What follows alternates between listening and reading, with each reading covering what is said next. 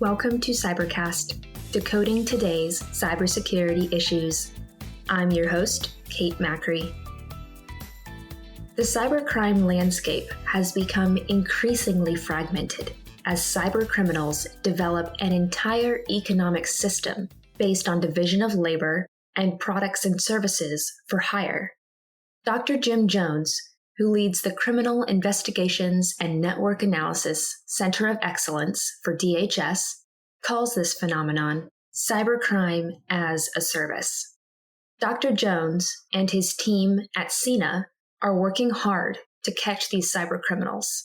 DHS's Science and Technology Directorate outsources R&D to many centers of excellence around the country.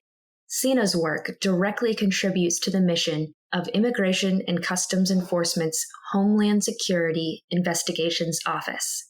CINA researches and develops tools to fight cybercrime and then transitions them to DHS use. Today, Dr. Jones is going to talk about what he learned about cybercrime and how his work intercepts cybercrime. He's also going to explain how cybercrime benefits the bad guys and the good guys, and why academics love it. So to start us off, Jim, can you briefly explain how your research arm supports DHS? Sure. So we are the DHS Center for Criminal Investigations and Network Analysis. We're one of about 19 centers of excellence that DHS has funded over the last almost 20 years now. And our mission is to conduct research of interest to DHS, and each center has its area of focus. In our case, it's disrupting criminal operations. And the other piece of our charter is to help train the DHS workforce. So we help train both the current workforce and the future workforce in academia. The research piece boils down to us spending a lot of time with DHS components and operators to understand what their problems and challenges are.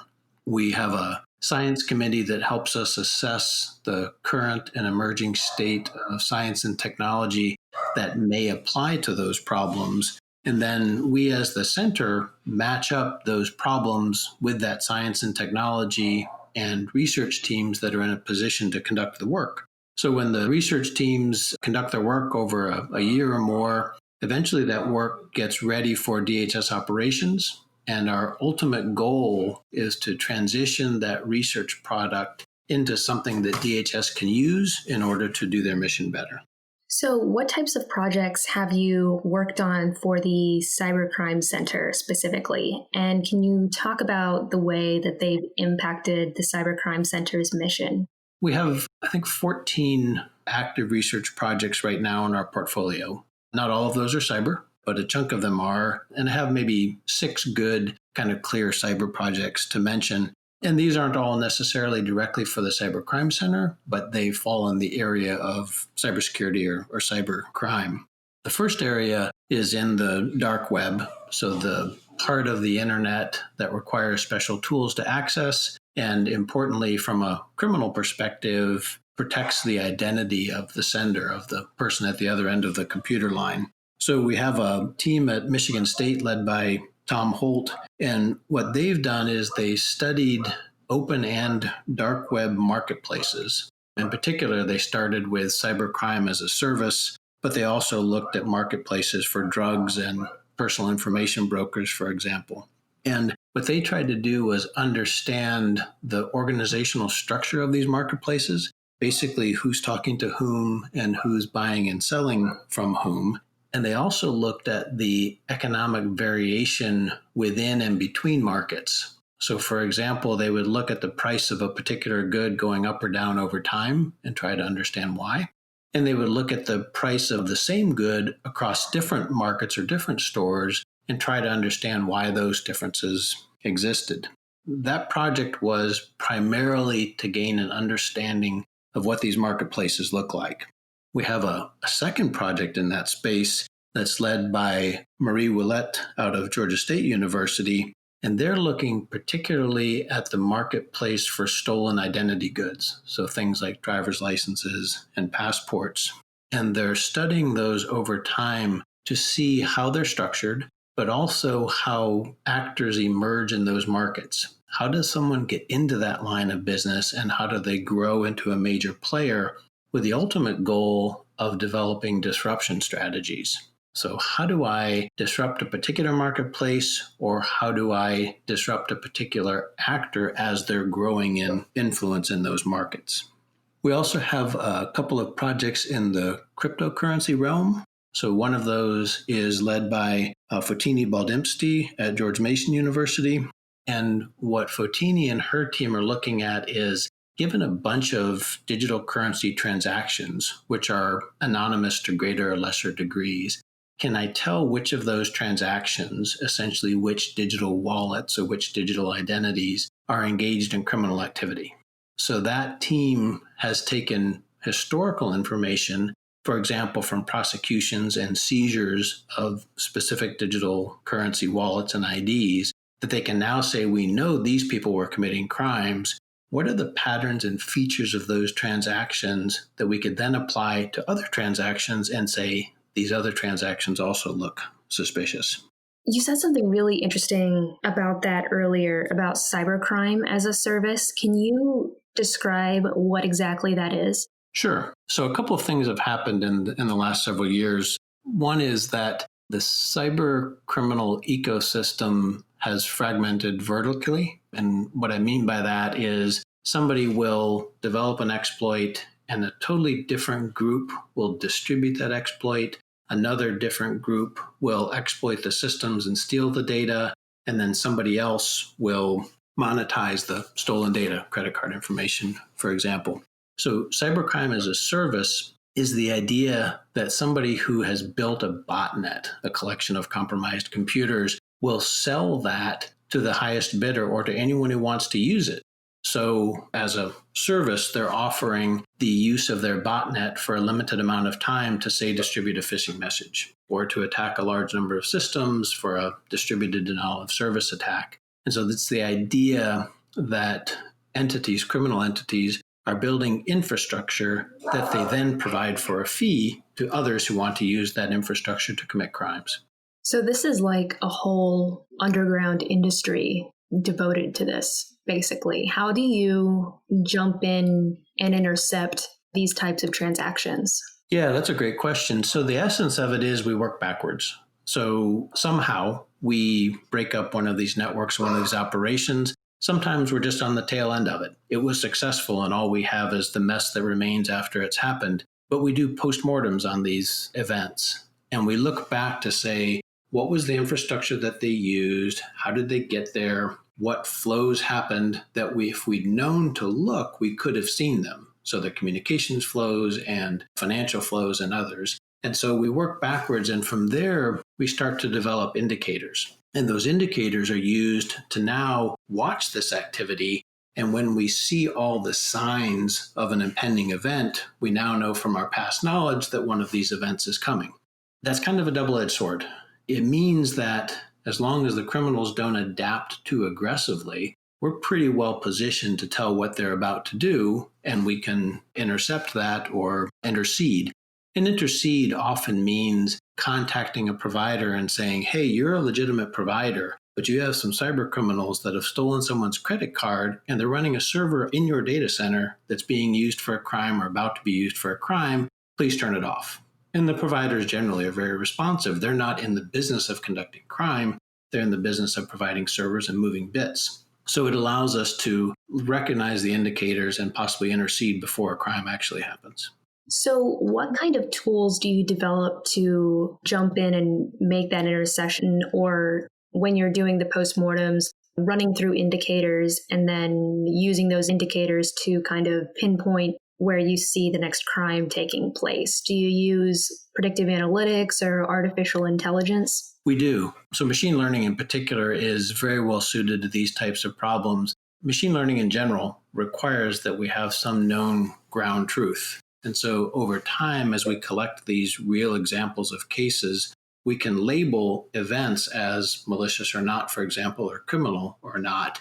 And we feed this large body of data from various sources into a machine learning algorithm, and it helps sort through which features and which combinations of features at which levels actually indicate a malicious or a criminal activity.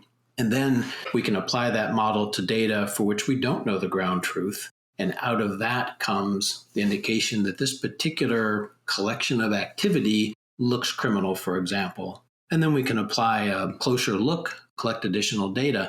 One of the challenges that law enforcement has is they have the legal authority to collect data with probable cause. The problem is, where do I point that capability? I can't just monitor the entire internet. I have to know where to look.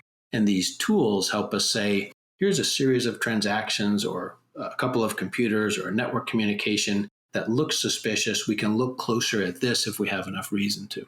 So you also mentioned in one of the projects that for cryptocurrency, you're working on identifying patterns in criminal crypto behavior. What kind of patterns are you seeing, and how are you identifying them and making that research accessible for DHS use? The way that work is conducted is Fotini and her team have a known set of criminal transactions. And when they looked at those known criminal transactions, they noticed a few things. For example, criminal transactions or wallets, IDs that are engaged in criminal activity, tend to do a large number of small transactions. They tend to hold very little currency in the digital wallet because they're aware that law enforcement can fairly easily seize their digital currency assets, so they don't keep a bunch of money in there. And then finally, cybercriminals tend to use tumblers or other ways of washing the money. So a tumbler is a tool that essentially you put your digital currency in, you then extract an equal amount of digital currency out, which is no longer tied transaction-wise to the original criminal activity. The way that we make this available to DHS is that those features are written up and shared with DHS. So DHS now knows what to look for. And the models that the team is building are shared with DHS. So now law enforcement has a mathematical or a computer tool that they can ingest the transaction log. So the blockchain for Bitcoin, for example, is a publicly available piece of information. They can analyze that, and out will come transaction chains or digital wallets that are potentially engaged in criminal activity based on the model. That's fascinating.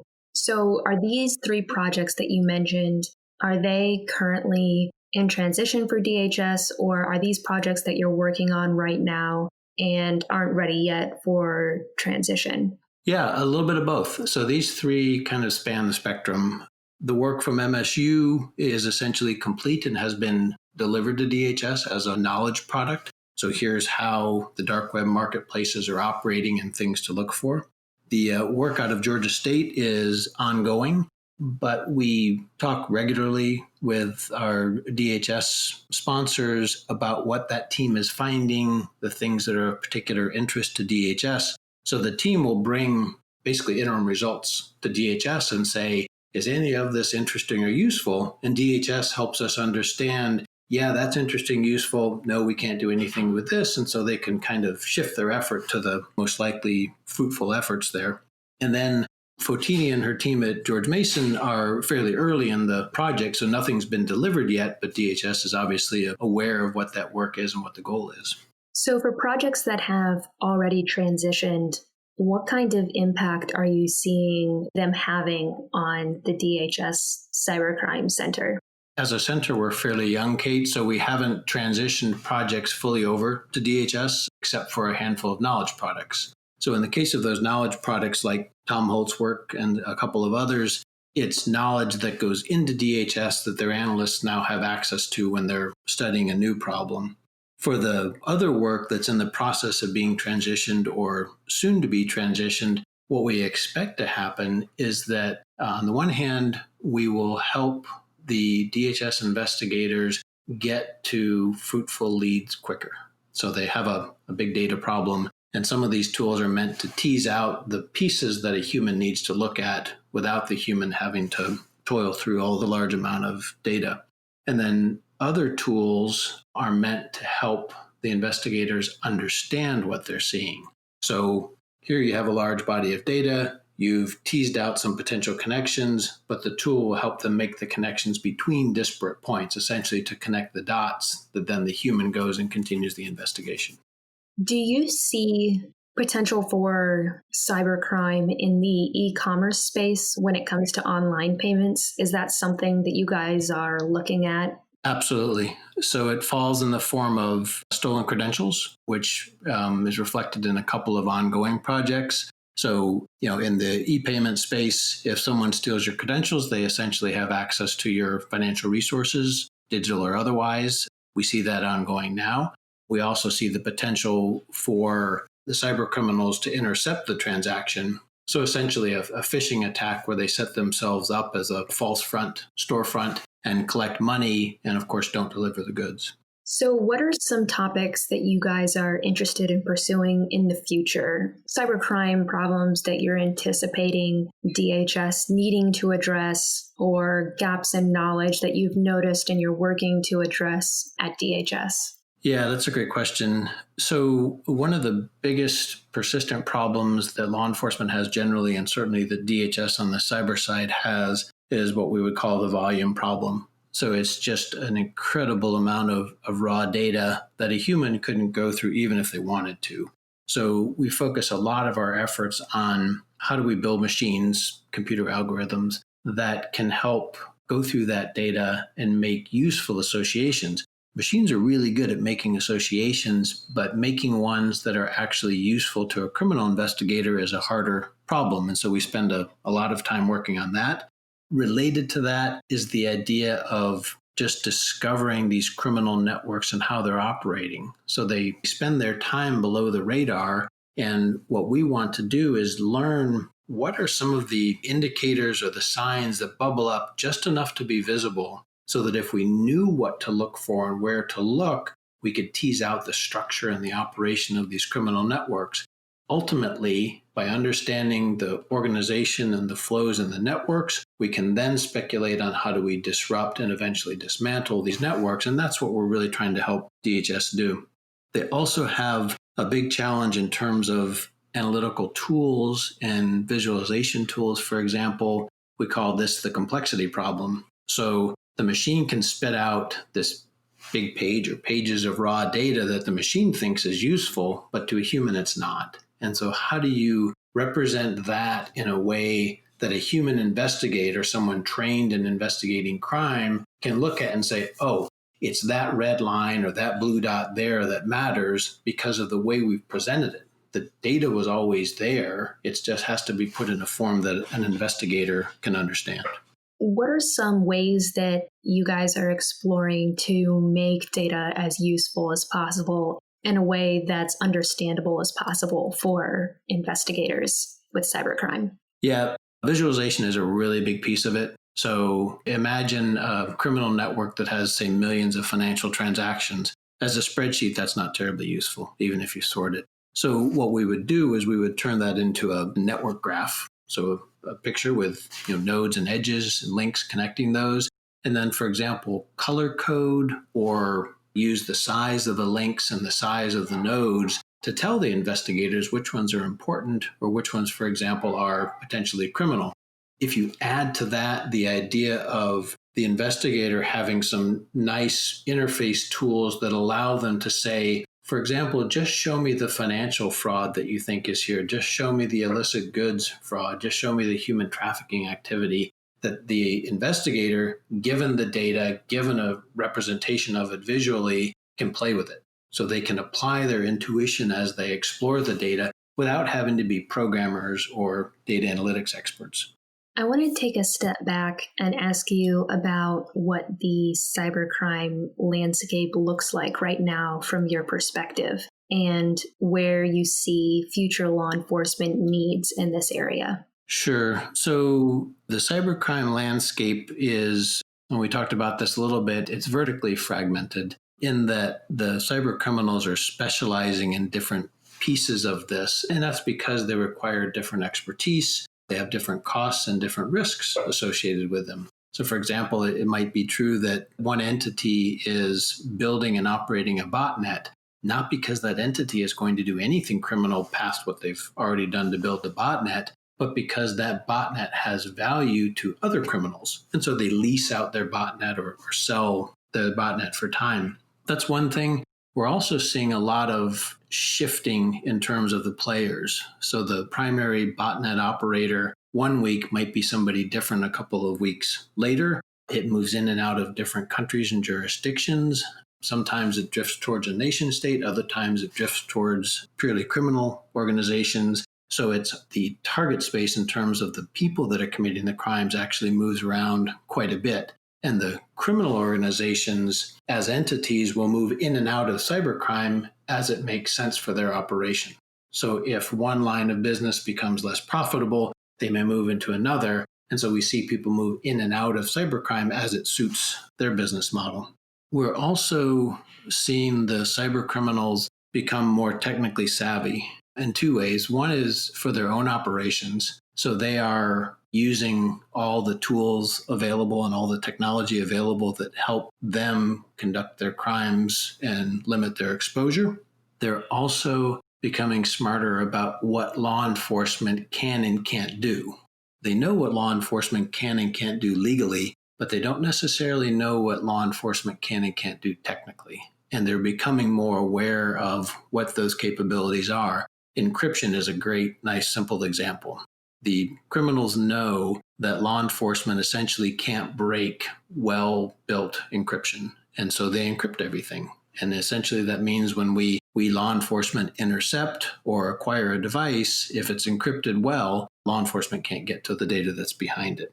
We still see the criminal organizations being largely responsive, meaning they really don't change until they need to. If they're running a particular operation and it's profitable and fairly low risk for them and doesn't get disrupted, they won't change until they're forced to. And sometimes they're forced to by circumstances. Other times another opportunity will come up that will push them a different way, or law enforcement figures out what's going on and is able to disrupt it. But essentially they don't change until they have to. But when they change, they're becoming more nimble. They're able to move in and out of operations faster than they used to. It sounds like there are so many shifting pieces and people in the entire cybercrime underground. I can't imagine how difficult it must be for law enforcement, but also researchers studying this to even know where to begin. Yeah, I think that's partly true. There's a thing about cybercrime that benefits both the bad guys and the good guys. And that thing is that the cost is relatively low. And by cost, I mean committing cybercrime, you need a computer and an internet connection essentially, and then a safe place to sit. So there's a fairly low barrier to entry. If you compare that to illegal drugs, for example, you had to have a growing operation and a transport operation and smuggling and everything else. Cybercrime is cheap by comparison. At the same time, the folks that are investigating cybercrime, it's inexpensive in the sense that we don't have to have a bunch of planes or boats in order to try to fight this particular type of crime, but it's expensive in terms of skills, because the cyber criminals are able to hire and use the latest people and technology in order to commit the crimes. But a cyber criminal organization A uses this tool and B uses this tool and C uses this tool. So they're each experts in the tool set that they use. The investigator, on the other hand, has to be an expert in tool A, B, and C because that's what the criminals are using. And so there's an asymmetry there that makes it a bit harder on the investigative side. On the plus side, for researchers like me and the folks that we work with, there is a wealth of information and challenges. And one of the things that we as an academic research community thrive on is good hard problems, especially data-driven problems. And I think we're fairly good at that and we enjoy it. And we're kind of putting our full resources to the benefit of DHS right now. You said something interesting about investigators and how it's expensive in terms of skills. Can you talk a little bit about why that is, why there aren't enough people with the right skills in this field, and how your work could be supporting law enforcement in that area? So part of it is the asymmetry that the criminals are using one tool each and the investigators have to know all the tools. So it's just a scoping problem. We can help there because in the same way, we have academic experts, teachers, in each of these domains. And so we can use those experts to provide training to the DHS personnel in each of these spaces. but also kind of targeted training, right? They don't have to necessarily know all the way down to the chip level how this thing works, but they do need to know how it functions and how the criminals are using it. One of the other challenges we have is that a law enforcement investigator is also a trained law enforcement officer. And a piece of that is cyber, but it's only a small piece. They also learn the law and they learn regulations and everything else they have to deal with in the course of being a sworn law enforcement officer. So they have this multiple skill set. And then, by the way, we'd like to add this deep cyber knowledge to all these other things that we're asking you to know and remember. And so they're good at it. They're dedicated people, but it's a tall training order. So I think what our research does is two things. One is we provide tools that, to the extent possible, we focus their efforts on the things that really need to be done by a smart human. We don't ask them to troll through terabytes of data. A machine can do that. We ask them to look at the leads that are spit out and use their intuition and their training and their knowledge to assess that for a potential crime. And then the other thing we can do is train them on the particular tools that they're going to need or that will make their job easier. So I have a follow-up question to that. You also mentioned that if cybercriminals encrypt something really well, then it's basically impossible for investigators to break that. Why is that? Is that because investigators just aren't as good at breaking encryption? And is that something that you guys are working on to address and assist law enforcement with? Sure. So good encryption, well-implemented encryption, a good algorithm is essentially unbreakable for everybody. So it's not just law enforcement problem, it's intelligence communities and everyone. And that goes to the math of encryption. So most encryption schemes are based on really hard math problems that the computers of today just can't solve. And so if you don't have the key, the secret, the only way to access the data is by brute force, meaning guessing. And for a decent encryption algorithm with a decent sized secret key, we're talking about millions of years to guess it. So utterly impractical. So while lots of folks are interested in that problem, that's definitely beyond what CINA does. The piece that CINA does help with, and where some of our research potentially would go, is to A, poorly implemented encryption. So if the criminals were to choose a bad algorithm or a poorly written one, we could definitely help there because that's essentially a computer science problem at that point. But also, keys tend to get left around on devices or on different devices. So for example, the criminal has encrypted their laptop's hard drive with really good encryption and a good strong password, but they shared it in a picture over a cell phone with somebody else who was also involved in the crime, and we acquired that phone. So mistakes by criminals are something that we leverage. And that goes to our ability with digital forensics to recover and piece together deleted data as well. So the keys may be hanging around in places like that. So we're not breaking the crypto, but we're finding the fact that they left the secret key lying around. That's really interesting. So we're almost out of time. And there was one more question that I wanted to ask about how COVID-19 has impacted cybercrime this year and how it's impacted your research in this area. Sure. So the first thing that the cyber criminals did was they took their existing activity with phishing messages, for example, and gave them a COVID theme. So, as early as last February or March, you found COVID vaccines for sale on the internet. They obviously weren't real, and they were sometimes attached with malware. Sometimes they were asking for money. Basically the same old scheme, just with the new topic of the day plugged into the subject line. We also saw cyber criminals recognize the increased value of certain entities like hospitals and some supply chains. So we saw a little bit of activity where the cyber criminals would attack hospitals with ransomware. Essentially, a hospital during a pandemic is a much more valuable commodity than a hospital in normal times. And so that hospital is willing to pay more to get its systems or its data back. There was one example with a hospital in Czechoslovakia, I think, that suffered that kind of an attack.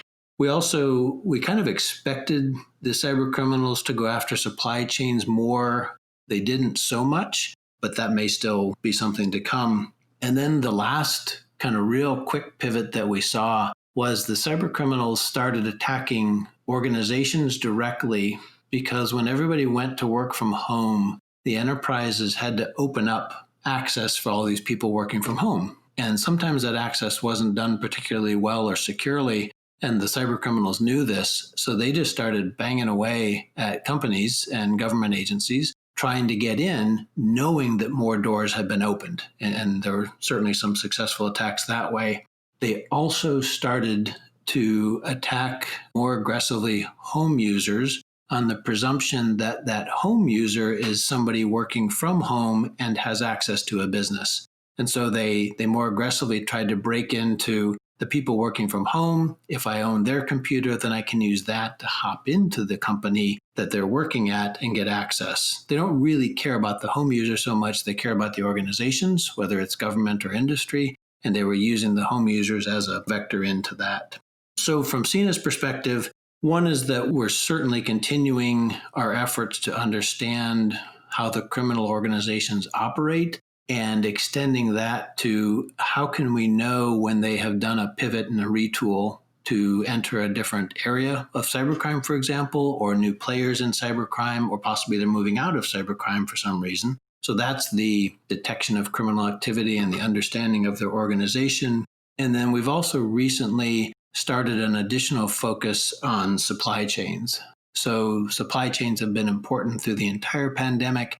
They're about to be maybe the most important thing on the planet when we have about 8 billion people that we're going to try to inoculate against a virus. Sounds like you have your work cut out for you. Yeah, I don't think we're going to be bored anytime soon. Absolutely not. Well, this has been a really great conversation, Jim, and I really appreciate you taking the time to talk about the work that CINA is doing from a cybercrime perspective. And I can't wait to learn more about what CINA is up to. Kate, we really appreciate the opportunity. We're honored to be supporting DHS in this way, and we really thank you for the time. Yeah, thanks for coming on Cybercast. Thank you.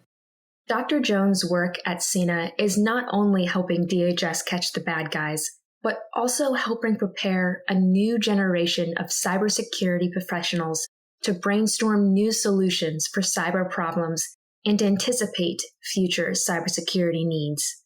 To learn more about CINA's work, go to cina.gmu.edu. To learn more about DHS S&T's Center of Excellence program, go to dhs.gov/science-and-technology/centers-excellence.